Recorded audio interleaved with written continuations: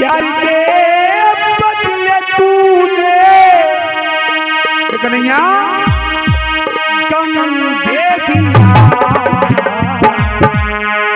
सितम कर सितम कर दिया, सितम कर सितम कर दिया, सितम कर तूने सितम कर दिया, सितम कर तूने सितम कर दिया। गोपी कहती है कन्हैया अगर पहले मालूम हो जाता कि तू इतना बेवफा है, जो चाहते चाहते तुम हो बेवफा,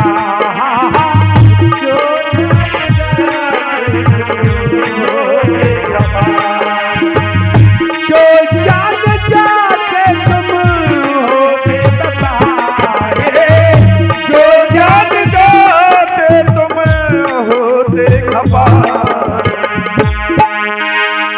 मुझी से भैया करी क्यों खफा हो, मुझसे कन्हैया करी क्यों खफा, जिंदगी भरी का गम, जिंदगी भरी का गम क्यों मुझे दिया है,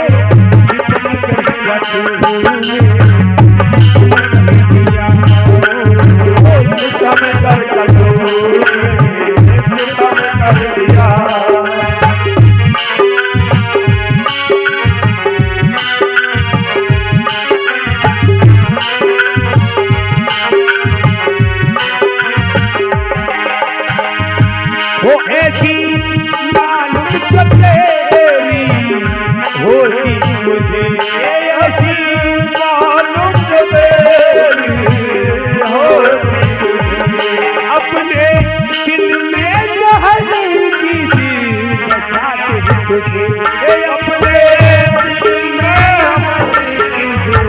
बसाते तुझे, प्यार के पखिले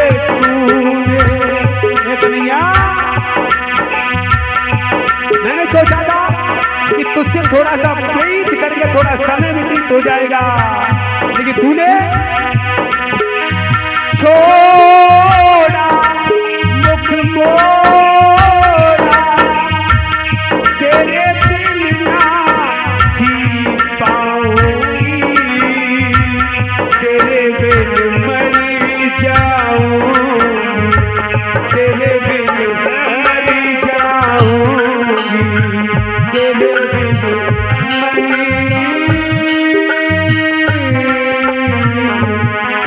जाऊंगी। आज गोपी बाल सब खड़े देखना, ये है प्रीत, समझ रहे? प्रेम को केवल महसूस किया जा सकता, खेल बना रखा है बच्चों ने। हाँ प्रभु खेल जानते नहीं और मानते भी नहीं। अब उनको कैसे समझाए कि भाई गीता में और रामायण में जो लिखे हुए सारे शब्द हैं वो 100% बिल्कुल सही हैं, लेकिन मनुष्य पता नहीं ये सोचता है कि मैं जिंदा हूं तो सब कुछ हूं, लेकिन प्यारे ये मालूम नहीं है कि आंख एक बार बंद होने के बाद खुली तो खुली की ना।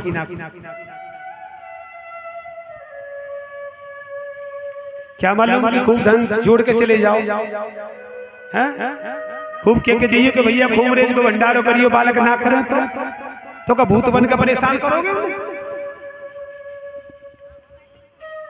मरने के बाद भी प्रभु कष्ट होता है, तुम सोचते हो कि कष्ट नहीं होता। मरने के बाद भी योनि में प्रवेश दूसरी में तब मिलता, वो भी कर्मों के आधार से। 40 दिन तक देखना एक नदी है, हाँ, और उसमें मलमूत्र सब पड़ा हुआ है और पानी उसका गर्म है। 40 दिन तक उसमें चलना पड़ता है। अगर गंदे कर्म करे तो भैया चलेगा, चल।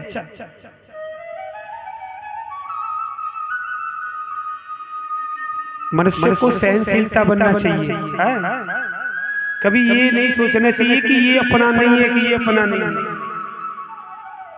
क्यों? कि मनुष्य ही एक ऐसी सामर्थ्य है केवल इंसान अपने बारे में खुद जान सकता है कि वो है क्या। समझ पा रहे हैं मेरी बात प्रधान जी?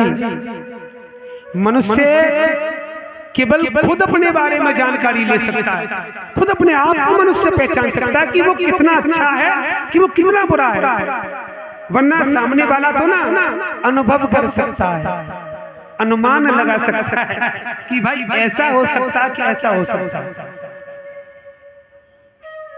वरना हमने देखा है कि अगर किसी में आपस में दोनों में लड़ाई हो जाए, कई व्यक्तियों में, और किसी व्यक्ति का मरण हो जाए, आपस में लड़ाई हो जाए और लड़ाई में एक व्यक्ति का मरण हो जाए, अगर उससे पूछा जाएगा जिसने उसको मारा है तो क्या कहेगा कि मैंने सही किया है। देखना, व्यक्ति को मारना एक सबसे बड़ा पाप है। और व्यक्ति क्यों का हर जीव के अंदर परमात्मा विराजमान है, सभी के अंदर उतने ही तत्व हैं जो मनुष्य के अंदर है, उतने ही ताप है जो मनुष्य के अंदर है। सबसे बड़ा धर्म है ना वो दया का धर्म है। सनातन धर्म में जन्म लेने से ऐसा नहीं हो सकता कि जो मन चाहा खाया, जो मन चाहा पीने लग गए, जो मन चाहा बोलने लग गए, ऐसा नहीं है प्रभु। सनातन धर्म में तो दया का पात्र सबसे आगे रहा है। अरे देखो, मजहब तो बहुत रेंज के मिल जाएंगे, मिल जाएंगे, लेकिन सनातन धर्म जैसा धर्म कहीं नहीं मिलेगा। ये बड़े सौभाग्य की बात है कि हिंदू परिवार में जन्म हुआ और वही सनातन परिवार से। देखिए तो सही, कितने भाग्यशाली लोग हैं। राम कन्हैया के वंशज के लोग उपस्थित हैं। कुत्ते से पूछिए कि योनि में आने के लिए, मानव की योनि में आने के लिए वो तो तरसता होगा, नहीं तरसता होगा? घर में भैंस पालते हो, उस भैंस से पूछिए कि मानव की योनि में आने के लिए तरसती है कि नहीं। लेकिन इंसान नहीं समझता। क्यों नहीं समझता? अरे धन कमाओ, ऐसी बात नहीं, धन मत कमाओ। व्यक्ति का धर्म कर्म अलग चीज है, कर्म प्रधान है। समझ रहे हो? कर्म प्रधान है, कर्म करना चाहिए। जितने से अच्छा कार्य मनुष्य में अगर होना वो करना चाहिए। क्यों? कर्म प्रधान है। और प्रधान किसको कहा जाता है? सर्वश्रेष्ठ आदमी। कर्मों से आदमी की पहचान होती है। कर्म करना चाहिए, लेकिन धर्म को भी पहचानना चाहिए कि हमारा धर्म क्या है। प्रधान जी इलेक्शन आ रहा, खूब पौआ बांटोगे अब तो?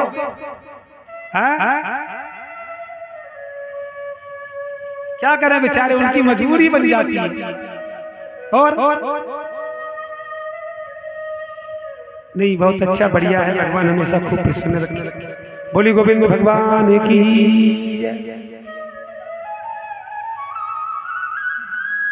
सुखदेव जी कहते हैं, परीक्षित भगवान का विवाह हुआ।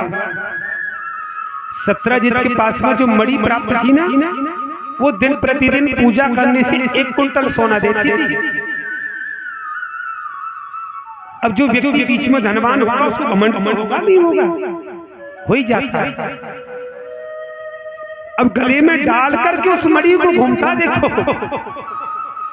गले में डाल करके। भगवान कन्हैया की सभा में पहुंच गया, भगवान की दृष्टि पड़ गई।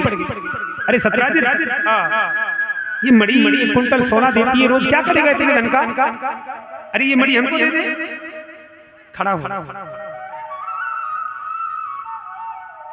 सत्यजित बोला, इसलिए नहीं आ रहा था मैं तेरी सभा में, मुझे पता है तेरी नीयत खराब है।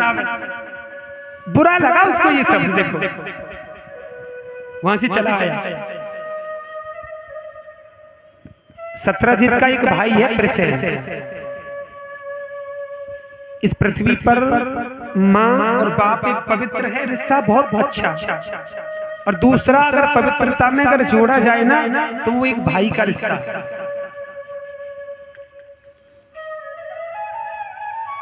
तुम लोग ये सोचते होगे कि हम अलग रहते हैं, मेरा भाई हमसे अलग रहता है, न्यारा रहता, अलग रहता है। लेकिन प्रभु जी, ये केवल भाई ही एक ऐसी चीज है, इतनी बड़ी सामर्थ्य है कि आप कभी भी देख लेना कितने कष्ट में। अगर वो नहीं चाहता है आपसे बात करने के लिए, तो आपको कष्ट में नहीं डाल सकता है। वो आपकी सहायता करेगा, चाहे चुपके से करे, चाहे दुबक के करे, चाहे किसी के माध्यम से कराए। आपने देखा है ना, कोई व्यक्ति अगर परेशान है दोनों भाइयों में, तो दूसरा भाई कह देगा, बोले भाई हाँ लेकिन मैं बोलता नहीं, इससे पूछ क्या ना ये परेशानी क्यों है, होता है ना। हाँ लेकिन भाई जैसी पवित्र चीज को ना ये संसार है विकृत कर देता है, अलग अलग कर देता है। देखो सत्यजित का भाई है ना प्रसेन, नगर के लोगों ने प्रसेन को भड़का दिया, बोले जब सोना 1 कुंटल रोज प्राप्त होता है तो तेरा भी तो अधिकार है, बुद्धि विकृत होगी। देखो भाई भाई में थोड़ा सा देखो विवाद कराने के लिए कह दिया कि तेरा भी तो अधिकार है भाई। अरे जरा सोचिए मैया कि 2 भाइयों को अगर अलग अलग किया जाए, बंटवारा किया जाए, अगर जब बंटवारा होगा तो दोनों को धन बराबर बराबर दिया जाएगा या नहीं दिया जाएगा? दोनों को इस संसार की वस्तुओं में जो भी आभूषण वगैरह है, वस्त्र जो भी है, वो बराबर दिए जाएंगे नहीं दिए जाएंगे? प्रॉपर्टी समेत दिए जाएंगे। अब दोनों का कर्म वहां से प्रारंभ होता है। ये कभी अनुभव किया नहीं किया? अब जब दोनों का कर्म वहां से प्रारंभ होता है ना, कि कोई तो देखा होगा कि कर्म करते करते बहुत उच्च लेवल पर चला जाता है, कोई भाई थोड़ा नीचे रह जाता, तो कुछ लोग ऐसे होते हैं कि उससे जाके कहते हैं, बोले सुन भैया ऐसा महसूस है रहो, मैं तो जब न्यारे साजे भये ना तुम तो तेरो कछु धन दबारा खोए तेरे भैया, और यहाँ पे तुम धन कहां से आया? विवाद करा दिया। प्रसेन को देखो जब इतना शब्द सुनाई दिया कि तेरा भी अधिकार है, तू भी ले सकता है, रात्रि में देखो मन बदल गया मणि रखी थी, प्रसेन ने उस मणि को चुराया और नगर में निकल के जा रहा, सोच रहा है कि इतना सोना प्राप्त होगा रोज, तो क्यों ना एक अलग नगर बसाया जाए।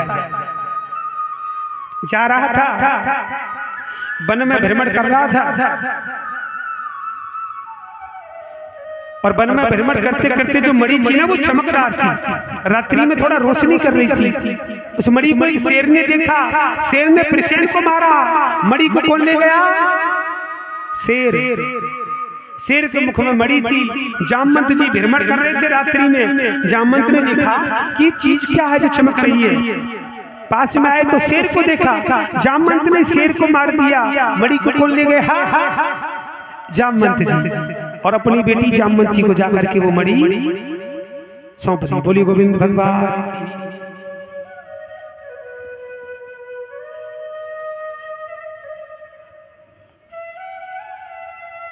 दिन निकल आया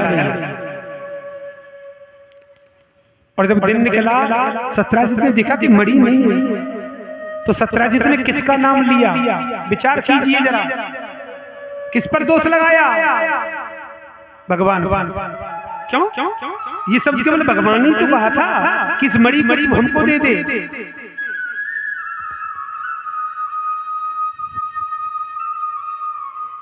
जाकर के पूछा, बोले प्रभु तुमने मेरी मणि को चुरवाया, दाऊ जी को मालूम पड़ा नहीं है? सुन सारी हरकत तेरी आज तक हम झेलते आए, लेकिन ये बर्दाश्त नहीं है भाई।